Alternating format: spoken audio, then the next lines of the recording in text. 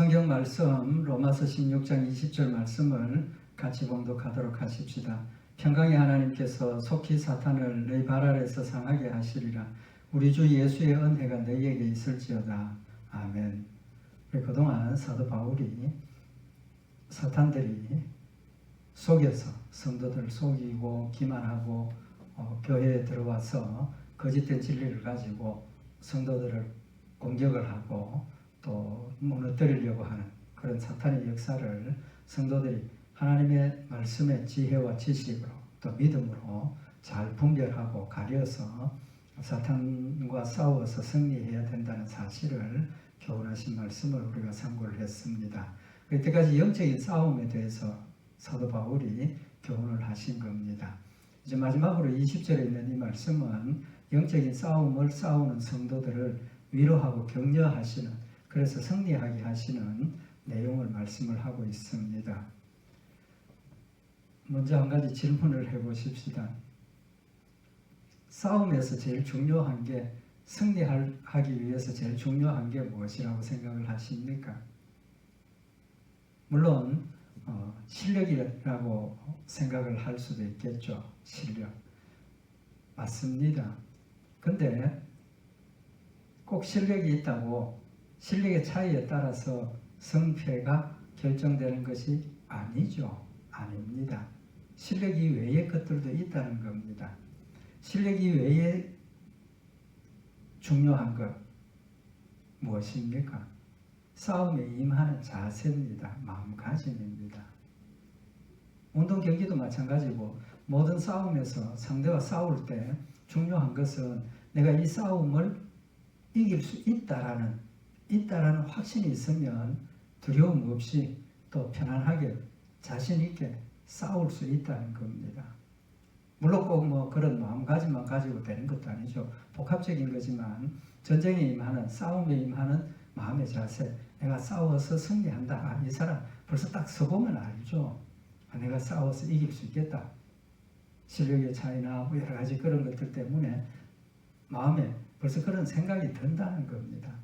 지겠다, 두렵다 이런 생각이 들면 싸워보기도 전에 이미 패했다라고 우리가 이야기할 수 있는 거죠. 설명이 좀 길어졌는데 오늘 이 평강의 하나님께서 속히 사탄을 너희 발 아래서 상하게 하시리라. 우리 주 예수의 은혜가 너희에게 있을지어다 라고 하시는 이 말씀은 영적인 싸움을 싸우는 성도들에게 사탄을 두려워하지 말라는 겁니다. 사탄과의 싸움을 두려워하지 말라는 겁니다. 피하지 말고 겁먹지 말고 이길 수 있다라는 확실한 생각을 가지고 또 너희가 이겼다라는 사실을 알려주시면서 사탄과의 싸움에서 필승할 수 있는 중요한 이유를 지금 밝혀주고 있는 겁니다. 결론부터 먼저 말씀을 드립니다. 우리가 영적인 싸움을 지금 우리도 싸우고 있죠. 사탄과 싸우고 있습니다. 근데 그 사탄과의 싸움은 이기기 위한 싸움이 아닙니다. 이기기 위한 싸움이 아니라는 겁니다. 무슨 말이냐 하면 이미 우리는 이겼습니다. 이겼습니다. 바로 그 사실을 지금 우리에게 교훈을 하시는 거죠. 이겼으니까 공격이 들어오고 때로는 나한테 고통도 주고 두려움도 주고 어려움을 주는 그런 일들이 있어도 때로는 사탄이 나를 공격해서 내가 절망적인 상황에 빠져도 그게 끝이 아니라는 겁니다. 지는 게 아니라는 겁니다. 사도 바울이 살 소망이 끊어진 그 상태에서도 끝까지 믿음으로 용감하게 싸울 수 있었던 이유가 뭡니까? 지금 살 소망이 끊어졌지만 하나님이 나와 함께 하시고 나를 구원하신다는, 승리한다는 확신이 있었기 때문에 그의 마음속에 그런 확신이 하나님의 뜻을 깨닫게 하고 하나님만 의지하라고 하시는 것이구나 라는 것을 깨닫게 되고 그 절망적인 상황에서도 두려워하거나 죽음을 두려워하거나 회피하거나 도망가지 않고 끝까지 싸워서 승리할 수 있었다는 겁니다. 오늘 이 평강의 하나님께서 속히 사탄을 내 발 아래서 상하게 하시리라. 우리 주 예수의 은혜가 너희에게 있을지어다 라고 하시는 이 말씀은 우리 성도들이 확실하게 승리했다라는 사실을 우리에게 깨우쳐주고 있는 겁니다. 우리는 사탄과의 싸움에서 이미 승리한 거라는 사실을 깨우쳐주고 있는 겁니다. 이겼으니까 이긴 싸움을 싸우는데 두려워할 이유가 없죠. 싸우면 반드시 내가 이긴다는데 걱정할 필요 없이 싸우는 거죠. 바로 그런 의미를 지금 우리에게 교훈을 하시는 말씀입니다. 우리가 사탄과의 싸움에서 승리했다라는 그 말에 핵심적인 의미가 뭡니까? 우리는 구원받았다는 거죠. 구원받았으니까 사탄이 아무리 공격을 하고 우리를 지옥으로 끌고 가려고 해도 우리는 구원받았으니까 절대로 지옥 가지 않는다는 겁니다. 그럼 그 구원에 다른 말로 표현을 하면, 구원을 다른 말로 표현을 하면 어떤 말이 되겠습니까? 구원은 다른 말로 하면 심판이라고 표현할 수도 있을 겁니다. 왜 그러냐 하면 구원이 완성되는 천국 가는 그 과정에서 마지막 관문이 심판이기 때문입니다. 예수님 재림하셔서 우리를 심판하시고 하나님을 믿는 하나님의 백성들은 천국 데려가시고 믿지 않았던 사탄의 무리들은 지옥으로 떨어뜨리시고 영원한 지옥 형벌에 심판하신다는 그 사실이 바로 구원의 의미죠. 그런 구원에 대한 확신을 지금 말씀을 하시면서 우리는 구원을 받았으니까 절대로 사탄의 공격을 두려워하지 말고 편안하게 기쁨으로 감사함으로 담대하게 싸워서 승리하라는 격려와 위로의 말씀이라는 겁니다. 말씀을 좀 구체적으로 참고를 하도록 하십시다. 여기 평강의 하나님께서 속히 사단을 너희 발 아래에서 상하게 하시리라. 이 지금 두 가지로 나누어서 우리가 생각을 할 수 있는데 평강의 하나님께서라는 표현하고 또 사탄을 너희 발 아래 상하게 하시리라 라는 부분, 이 두 부분으로 나눌 수가 있습니다. 평강의 하나님은 무슨 뜻입니까? 우리 하나님이 평강의 하나님이시라는 겁니다. 그럼 이 평강이라는 뜻은 뭡니까? 우리 성경에 하나님의 여러 가지 이름들이 나오죠. 전능하신 하나님, 구원의 하나님, 사랑의 하나님, 은혜의 하나님, 지혜의 하나님, 전지전능하신 하나님, 여러 가지 그런 하나님의 이름들을 통해서 하나님의 속성과 하나님의 그 역사들의 내용을 우리에게 교훈하시는 그런 의미가 있죠. 마찬가지로 여기 평강의 하나님이라는 이 하나님의 이름을 통해서 우리에게 사탄과의 싸움에서 승리할 수 있는 이유를 밝혀주고 있는 겁니다. 그럼 이 평강이라는 뜻이 뭡니까? 평강은 글자 그대로 마음이 편안하다는 거죠. 평화를 얻었다는 겁니다. 그 평화는 뭘 의미하는 겁니까? 구원을 의미하는 거죠. 하나님이 나를 구원하셨다. 나에게 생명을 주셨다. 바로 그런 의미입니다.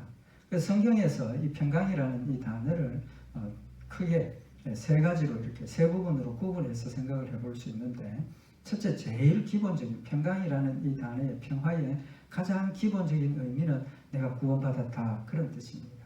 내가 구원받았다. 그 구원받았다는 것을 또 다른 말로 표현을 하면 어떤 표현이 되느냐 하면, 내가 구원받기 전에는 하나님과 하나님과 나와의 관계가 원수였다는 겁니다. 왜? 사탄의 자식들이었으니까. 사탄의 무리에 속해 있어서 사탄의 지배를 받고 사탄의 다스림으로 하나님을 대적하고 하나님의 뜻을 거역하는 일에 나섰기 때문에 하나님과 내가 예수 믿기 전에는 원수였다는 겁니다.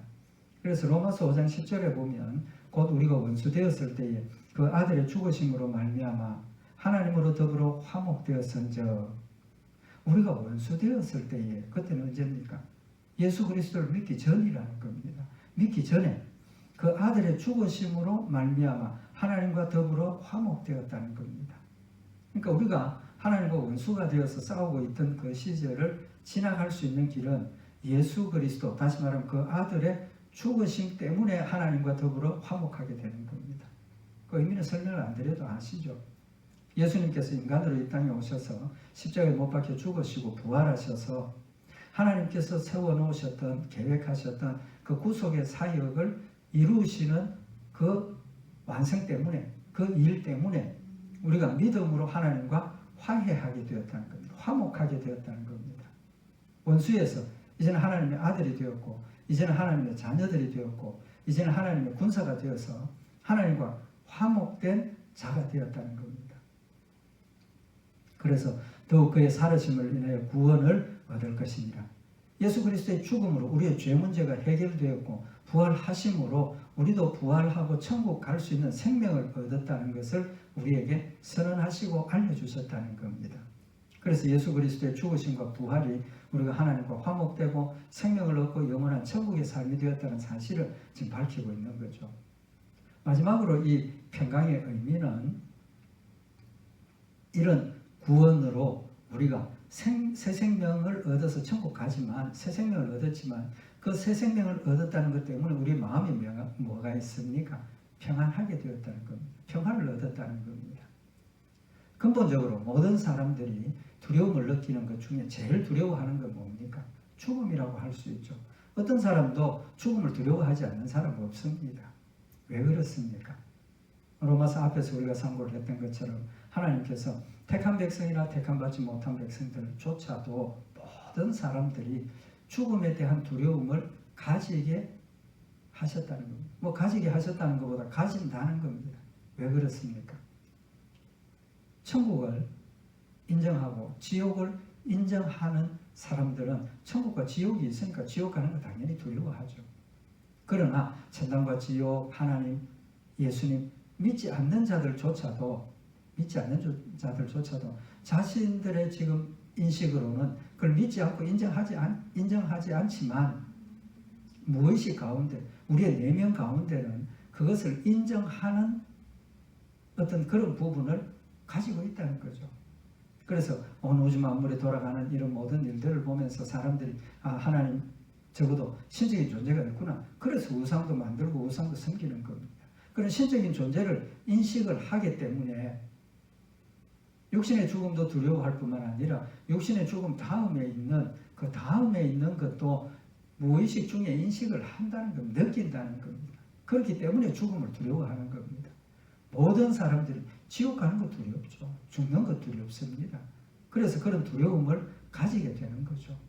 우리도 그런 하나님과 원수되었을 때에 그런 두려움 가운데 살았지만 이제 우리 성도들은 하나님이 나를 사랑하시고 하나님이 나를 구원하셔서 내가 천국 간다는 확실한 소망을 믿음 가운데서 가졌기 때문에 죽음이 두렵습니까? 안 두렵습니까? 안 두렵죠. 안 두렵습니다. 어떻게 보면 하나님 날 좀 빨리 좀 데려가 주십시오. 그런 자세까지도 나올 수 있다는 겁니다. 그래서 나중에 예수님께서 요한계시록을 통해서 내가 속히 오리라 했을 때 주여 오시옵소서, 주여 오시옵소서입니다. 믿지 않는 자들은 오지 마십시오, 오지 마십시오. 그런 자세를 보이게 된다는 거죠. 그래서 이 평강의 하나님이라는 사실을 통해서 하나님과 우리의 관계가 화목되었고, 화목되었다는 것은 우리가 하나님의 자녀가 되어서 하나님 우리를 지키시고 보호하시기 때문에 사탄이 아무리 우리를 공격을 해도 우리는 절대로 넘어지지 않고 절대로 죽지 않는다는 사실을 깨우쳐 주셔서 사탄과의 싸움에서 당연히 이기는 싸움이니까 어떤 극한 상황이 와도 두려워하지 않고 담대하게 평안하게 싸워서 승리할 수 있다는 사실을 지금 교훈을 하시는 겁니다. 이 하나님과의 그 화목에 대해서 그래서 우리가 평안을 누리고 안식을 누린다는 것을 하나님께서 미리 구약 성경에서 보여주셨습니다. 우리 한 가지 먼저 짚고 넘어가야 될 게 뭐냐 하면 구약은 우리가 보통 뭐라고 합니까? 율법이라고 그러고 신약은 은혜라고 이야기를 하죠. 구약은 율법이고 신약은 은혜라고 이렇게 둘로 이렇게 구분을 해버리면 우리가 하나님의 말씀을 이해를 하고 하나님 나를 구원하신 그 구원의 뜻들을 이해를 하는 일에 방해가 생깁니다. 구약도 율법도 은혜입니다. 율법도 은혜입니다. 신약의 은혜라는 건 뭐 우리 사랑이라는 건 이미 우리가 다 알고 있으니까 똑같은 겁니다. 구약도 은혜고 사랑입니다. 율법도 은혜와 사랑입니다. 근데 율법은 역할이 우리의 죄를 깨닫게 하고 우리가 하나님 말씀대로 순종해야 하는 것을 강조하고 깨우쳐 주시기 때문에 그 부분이 자꾸 강조가 되어서 율법 가운데 있는 은혜, 평강, 구원을 자꾸 우리가 잊어버리게 되는, 그래서 오해를 하게 되는 결과를 맺게 되는 겁니다. 하나님께서 이스라엘 백성들에게 율법을 주실 때 이 율법의 정신이 사랑과 은혜고 용서, 화해, 화목이라는 사실도 아울러서 말씀을 하셨습니다. 그럼에도 불구하고 아직 예수 그리스도의 복음이 비밀이 되어져 있었기 때문에 그것을 명확하게 깨닫지 못한, 역시 택함받지 못한 사람들은 이스라엘, 혈통적인 이스라엘 백성들이라 할지라도 그걸 잘 이해를 못했습니다. 못했죠. 그렇지만 택함받은 백성들은 율법 가운데서도 하나님의 은혜와 사랑과 용서를 깨달았다는 겁니다. 그걸 우리 성경에서 명확하게 우리에게 밝히고 있는데, 이스라엘 백성들이 애굽에서 나와서 시내산에서 모세를 통해서 하나님의 율법을 받습니다. 율법을 받았을 때 일방적으로 하나님께서 너희들 이거 행하라 그렇게 하신 게 아닙니다.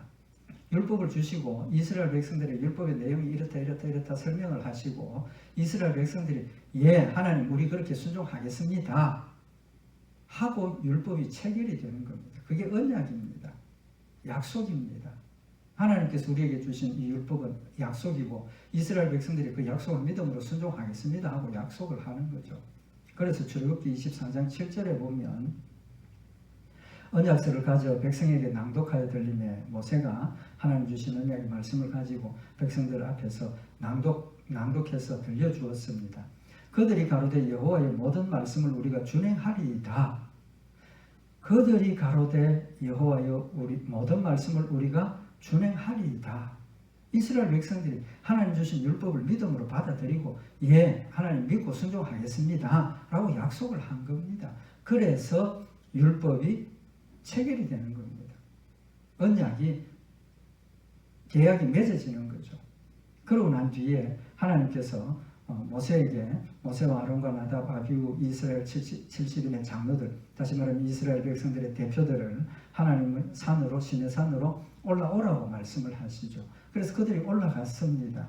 그들이 올라가서 본 게 뭐냐 하면 출애굽기 24장 10절에 보면 이스라엘 하나님을 보니 그 발 아래는 청옥을 편듯하고 하늘같이 청명하더라. 이스라엘 백성들이 올라가서 하나님을 대면했는데 하나님의 발 아래가 청옥을 편듯하고 하늘같이 청명하더라는 겁니다. 깨끗하고 맑고 편안하고 그런 모습을 보여주시고 11절에 하나님이 이스라엘의 존귀한 자들에게 손을 대지 아니하셨고 그들은 하나님을 보고 먹고 마셨더라.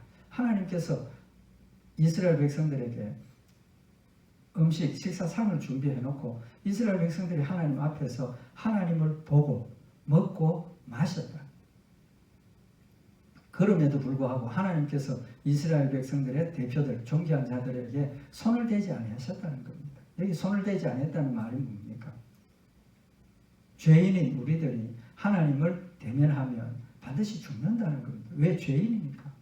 하나님의 영광을 감당하지 못하니까. 그럼에도 불구하고 이스라엘 백성들이 하나님과 언약을 체결하고 난 뒤에는 하나님께서 이스라엘 백성들을 죽이지 않았다는 겁니다.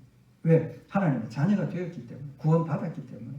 그래서 그들이 하나님을 뵙고 거기서 먹고 마셨다. 하나님 주신 평강과 안식과 하나님의 즐거움을 누렸다는 것을 말씀을 하고 있는 겁니다. 이 의미가 바로 하나님이 우리를 구원하시는 구원의 모습을 우리에게 영적으로 보여주신 겁니다. 그래서 율법도 핵심이 용서고 사랑과 은혜라는 사실을 교훈을 하시는 거죠. 그래서 핵심적인 것은 그 율법 가운데 행하라 말하라 그런 법도 주셨지만 필수적으로 중요한 핵심적인 것 한 가지를 더 더해 주셨지 않습니까? 뭡니까? 속죄의 제사입니다. 속죄의 제사. 속죄의 제사를 통해서 내가 죄를 범했을 때 내 대신 어린 양이 하나님 앞에 드려짐으로 말미암아서 내 대신 죽고 내 죄를 용서함 받는다는 사실을 보여주신 겁니다. 그 의미가 뭡니까? 바로 예수 그리스도가 어린 양이 되시고 예수님 인간으로 이 땅에 오셔서 십자가에 못 박혀 죽으심으로 내 죄를 대신해서 죽으셨기 때문에 나는 죄 용서함을 받고 생명을 얻었다는 사실을 미리 보여주신 거라는 겁니다. 그래서 평강의 하나님은 날 구원하신 하나님, 절대로 사탄에게 내 생명을 내어주시지 않고 반드시 천국 데려가시는 필성하게 하시는 하나님이라는 사실을 우리 마음에 새기면 어떤 사탄의 역사가 와도 공격이 와도 두려워하지 않고 담대하게 믿음으로 싸워서 승리할 수 있다. 이걸 우리에게 가르쳐 주시는 거죠. 두 번째로 속히 사탄을 너희 발 아래에서 상하게 하시리라. 여기 너희 발 아래에서 상하게 하시리라 하시는 이 표현은 역시 하나님의 심판을 지금 이야기를 하는 겁니다. 하나님께서 반드시 사탄을 심판하셔서 지옥에 보내신다는 겁니다. 그러니까 이때까지 우리 말씀 상고했던 것처럼 구원의 하나님, 우리를 승리하게 하시는 하나님이라는 사실을 더 구체적으로 지금 표현을 한 겁니다. 이 말씀이 어디에 나오느냐 하면 창세기 3장에 나옵니다. 창세기 3장에는 내용이 아담과 하와가 사탄의 꼬임을 받아서 넘어갔죠. 그래서 하나님께서 먹지 말라 하신 그 선악을 알게 하는 나무, 선악과의 나무를 먹어버렸습니다. 불순종한 거죠. 그래서 하나님께서 그들의 범죄하심을 아시고 아담과 하와와 사탄을 심판하십니다. 그래서 아담에게는 수고하고 노동을 해야 먹고 살 수 있고, 여자 하와에게는 해산의 고통을 더하신 거죠. 사탄에게는 뭐라고 말씀을 하십니까? 창세기 3장 15절에 보면 내가 너로 여자와 원수가 되게 하고 너의 후손도 여자의 후손과 원수가 되게 하리니 내가 너로 여자와 원수가 되게 하고 너의 후손도 여자의 후손과 원수가 되게 한다. 여기 여자의 후손은 누굽니까? 하나님의 택한 백성들을 다 포함을 해서 예수 그리스도를 의미하시는 겁니다. 여자의 후손은 예수 그리스도를 의미하시는 겁니다. 그 의미가 뭐냐 하면 예수님이 우리의 죄를 대신해서 속죄의 양이 되기 위해서는 필수적인 조건이 있습니다. 예수님 하나님이십니다. 하나님이 우리를 대신해서 죽으셨다. 효과가 없다는 거죠. 신이 인간을 대신해서 죽으면 인간을 대신해서 죽는 게 아니라는 겁니다. 인간이 인간을 대신해서 죽어야, 내가 어떤 사람을 대신해서 죽어야 그 사람에게 효과가 있다, 그 말입니다. 그러니까 예수님은 필수적으로 인간으로 이 땅에 오셔야만 우리를 대신해서 죽는 속죄의 제물이 될 수 있다는 거죠. 그래서 여자의 후손입니다. 여자의 후손. 그리고 여자는 예수 그리스도를 의미를 하는 거죠. 그래서 여자의 후손은 원수가 된다. 그렇게 말씀을 하고 있는 겁니다. 그래서 예수 그리스도가 여자의 후손은 내 머리를 상하게 할 것이요 너는 그의 발꿈치를 상하게 할 것이라. 예수님하고 사탄과 싸운다는 거죠. 그 싸움에 예수님이 사탄의 머리를 상하게 하고 사탄은 발꿈치를 상하게 한다는 겁니다. 대비하는 거죠. 머리를 상하면 어떻게 됩니까? 치명적입니다. 발꿈치 상하면 어떻습니까? 잠시 좀 걷는 게 불편하다든지 그런 정도지 생명하고는 상관이 없다는 거죠. 그래서 너는 그의 발꿈치를 상하게 한다는 것은 사탄의 역사로 예수님 십자가에 못 박혀 죽으심을 의미하시는 것이고, 여자의 후손은 네 머리를 상하게 할 것이라는 것은 사탄이 공격해서 발꿈치를 상처를 냈지만 부활하시고 승리하셔서 사탄을 심판하셔서 지옥에 넣으신다는 사실을 교훈을 하시는 겁니다. 그러니까 하나님은 이미 우리가 처음에 말씀을 상고했던 것처럼 이미 심판하셔서 우리를 구원하시는 일을 예수 그리스도를 이 땅에 인간으로 보내셔서 완성을 하셨기 때문에 더 이상 우리는 염려하고 걱정할 게 없다는 거죠. 염려하고 걱정할 게 없다는 겁니다. 조금 더 구체적으로 말씀을 드리면 예수님 십자가에 죽으심은 심판주가 되시는 역사를 이루신 겁니다. 심판주가 되시는 역사를 이루신다는 거죠. 그래서 하나님께서 예수님에게 부활하신 예수님 하나님 우편으로 승천하셔서 앉히십니다. 마가복음 16장 19절에 보면 주 예수께서 말씀을 마치신 후에 하늘로 올리우사 하나님 우편에 앉으시니라 라고 말씀을 하고 있습니다. 하나님 우편에 앉으시니라. 하나님께서 부활하신 예수님을 하늘나라로 데리고 올라가셔서 하나님 우편에 앉으셨다는 겁니다. 그 말씀의 의미가 뭡니까? 심판주가 되었다는 겁니다.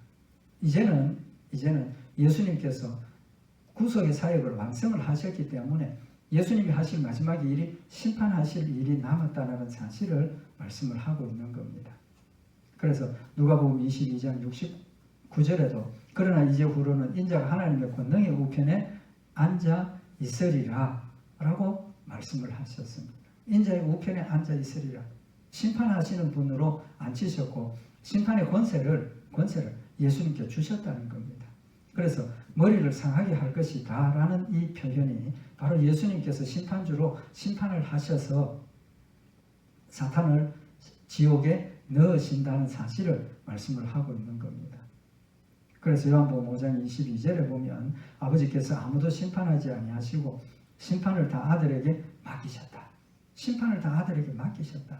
또 요한복음 5장 27절에 또 인자됨을 인하여 심판하는 권세를 주셨느니라. 인자됨을 인하여 인간으로 이 땅에 오셔서 십자가에 못 박혀 죽으셨기 때문에 부활하게 하시고 심판하는 권세를 주셨다는 겁니다. 그래서 이 심판하신 권세를 받으신 예수님께서 앞으로 반드시 심판하러 이 땅에 오신다는 겁니다. 오신다는 것. 그래서 요한복음 12장 21절에 예수님께서 십자가에 못 박혀 죽으시기 직전에 제자들에게 하신 말씀이 이제 이 세상의 심판이 이르렀으니 이 세상 임금이 쫓겨나리라. 지금 이 세상에 사탄이 임금이 되어서 다스리고 주장하고 있지만 예수님이 이 땅에 오시는 그 육신으로 이 땅에 오시는 그 순간부터 이 세상에 심판이 이르렀다. 심판이 왔다는 겁니다. 물론 예수님 재림하셔서 마지막 심판 때 확실하게 이제 끝이 나지만 이미 예수님이 인간으로 이 땅에 오시는 그 순간부터 심판이 왔다는 사실을 지금 말씀을 하시고 내가 땅에서 들리면 모든 사람을 내게로 이끌겠노라. 땅에서 들리면 다시 말하면 천국으로 부활하셔서 천국으로 다시 돌아가시면 모든 사람을 내게로 이끈다. 그 말은 택한 백성들을 하나님께로 이끌어서 생명의 삶을 살도록 주신다라는 사실을 명확하게 밝히고 있는 겁니다. 그 다음에 여기 속히 사탄을 내 발 아래서 상하게 하시리라. 속히라 그랬습니다. 속히. 왜 속히라는 표현을 쓰겠습니까? 예수님 부활하시고 승천하셔서 하나님 우편에 올라가셨는데 그때부터 지금까지 자꾸 시간이 가죠. 세월이 흘러갑니다. 그러니까 하나님의 말씀을 받았던 자들 또 믿지 못하는 자들 모든 사람들이 예수님이 곧 오시리라고 생각을 했는데 예수님 오시는 시간이 자꾸 늦어지고 안 오시니까 마음에 어떤 생각이 납니까? 예수님 안 오시는 거 아니냐? 믿지 않는 자들은 지옥이 만원이 됐다. 그래서 예수님 안 온다. 이런 엉뚱한 이야기들을 하게 되는 거죠. 그래서 예수님의 재림을 우리가 깨어서 기다리고 준비해야 되는데 자꾸 그 예수님 오심에 대한 재림과 심판에 대한 부분을 잊어버리고 세상 가운데 섞여서 세상에 지금 흘러가는 그런 상황이 되어질 수 있다는 거죠. 그러니까 사도 바울은 예수님께서 속히 오신다라는 사실을 지금 강조를 하고 있는 겁니다. 그 속히라는 표현 가운데 예수님 속히 오신다는 것을 기억할 수 있는 한 가지 중요한 게 뭐냐 하면 지금도 하나님께서 지금도 예수님께서 이 땅을 다스리고 계신다는 사실을 우리가 명확하게 인식을 하고 기억을 해야 된다는 겁니다. 하나님의 역사가 지금도 다스리고 계신다는 거죠. 함께 하고 계신다는 겁니다. 그래서 하나님께서 우리를 다스리심을 고린도전서 15장 25절에 보면 저가 모든 원수를 그 발 아래 둘 때까지 불갑을 왕노릇 하시리라. 저가 모든 원수를 그 발 아래 둘 때까지, 다시 말하면 모든 사탄의 역사, 사탄의 무리들을 발 아래 둔다. 심판해서 지옥에 넣기까지 불갑을 왕노릇 하시리라. 필수적으로 왕노릇 하신다는 겁니다. 반드시 왕노릇 하신다는 겁니다. 그 왕노릇 한다는 표현이 뭡니까? 다스린다는 거죠. 다스리신다는 겁니다. 그래서 하나님께서 지금도 하나님의 말씀 가운데 성령님 우리에게 보내셔서 함께하게 하시고 말씀으로 우리를 깨우쳐 주시고 싸워서 승리하게 하시는 그런 역사를 계속하고 계신다는 사실을 말씀을 하셔서 로마 교회 성도들에게 사탄과의 싸움에서 지금도 하나님께서 우리와 함께 하시고 싸우고 계신다는 사실을 한 번 더 깨우쳐 주셔서 그들이 낙심하지 말고 두려워하지 않고 하나님 말씀대로 담대하게 말씀 가운데 서서 사탄과 싸워서 승리할 수 있도록 지금 격려하시고 깨우쳐 주시는 지금 말씀을 하고 있는 겁니다. 그래서 예수님께서 속히 오신다는 사실도 우리에게 함께 교훈을 하시죠. 그래서 요한계시록 22장 6절에 보면 또 그가 내게 말하기를 이 말은 신실하고 참된지라 주 곧 선지자들의 영의 하나님이 그의 종들에게 결코 속히 될 일을 보이시려고 그의 천사를 보내셨도다. 요한계시록을 우리에게 계시해 주신 목적 중에 하나가 예수님께서 우리가 생각하는 것처럼 지체하고 늦게까지 그런 게 아니라 속히 오신다는 사실을 우리에게 깨우쳐 주시기 위해서 요한계시록을 계시해 주신 것이라는 사실을 말씀을 하고 있는 겁니다. 그래서 곧 선지자들의 영의 하나님이 그의 종들에게 결코 속히 될 일을 보이시려고 그의 천사들을 보내셨다. 요한계시록에 기록된 그 내용들이 속히 될 일이라는 사실을 명백하게 지금 밝히고 있는 겁니다. 우리의 생각에는 왜 이때까지 안 오시나, 이렇게 늦어지나 그렇게 생각을 하지만 하나님의 시간 가운데서는 결코 늦은 게 아니라는 겁니다. 천년이 하루 같다 그랬지 않습니까? 하나님은 속히 오신다. 깨어서 기다리라. 이런 말씀을 하고 계시는 겁니다. 그래서 요한계시록 22장 7절에 보면 보라 내가 속히 오리니 이 책의 예언의 말씀을 지키는 자가 복이 있으리라. 하나님께서 보라 내가 속히 온다라고 지금 말씀을 하고 계시는 겁니다. 속히 오신다는 걸 우리가 인식하고 깨닫고 속히 오실 예수님은 우리가 깨어서 준비하고 언제든지 맞이할 수 있도록 늘 사탄과 싸워서 승리해야 된다는 사실을 말씀을 하고 있는 겁니다. 때가 임박했습니다. 왜? 속히 오신다고 하셨으니까. 그래서 로마서 13장 11절에 보면 또한 너희가 이 시기를 알거니와 자다가 깰 때가 벌써 되었으니 이는 이제 우리의 구원이 처음 믿을 때보다 가까웠습니다. 처음 믿을 때보다 예수님 오셨던 그때보다 더 이제는 가까워졌지 않습니까? 만약에 100년 뒤에 오신다고 하셨는데 예수님 탄생하셔서 50년이 지났다. 50년밖에 안 남은 겁니다. 그만큼 짧아진 겁니다. 그래서 우리는 속히 오실 예수님을 기대하고 기다려야 한다는 사실을 우리에게 교훈을 하고 있는 겁니다. 깨어 있어야 된다는 겁니다. 자다가 깰 때가 벌써 되었다라고 말씀을 하고 있는 겁니다. 그래서 요한계시록 22장 20절에 보면 이것들을 증거하신 이가 가라사대 내가 진실로 속히 오리라 하시거늘 아멘 주 예수여 오시옵소서. 이것들을 증거하신 이가 가라사대 내가 진실로 속히 오리라 하시거늘 아멘 주 예수여 오시옵소서. 우리 성도들의 자세가 예수님께서 내가 속히 온다라고 하셨을 때 아멘 예수님 어서 오십시오. 이런 자세가 되어야 하고 그런 자세를 가졌을 때 사탄과의 싸움이나 세상에서의 우리가 하나님의 일을 행하는 모든 일에 인내하고 담대하고 꾸준히 성실하게 신실된 종으로서의 하나님의 일들을 감당하는 그런 역사가 있다는 사실을 말씀을 하고 있는 겁니다.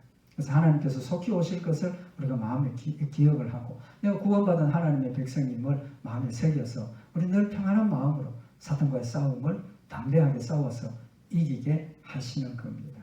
그리고 마지막에 우리 주 예수의 은혜가 너희에게 있을지어다. 말씀의 의미가 뭡니까? 축복하는 거죠.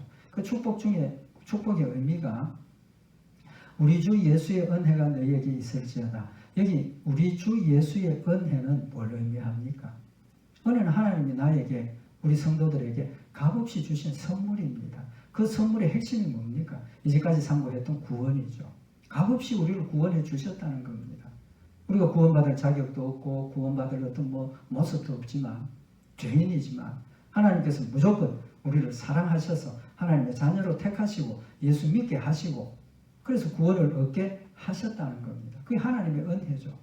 그래서 예수 그리스도를 우리에게 주신 이가 그 외에 다른 모든 것이 무엇이 아까워서 우리에게 주시지 않겠느냐라고 말씀을 하셔서 하나밖에 없는 아들 예수 그리스도를 나를 위해서 죽음으로 생명을 내어주신 하나님이시기 때문에 그 외의 모든 것들은 아낌없이 우리에게 주신다는 사실을 지금 말씀을 하고 있는 겁니다.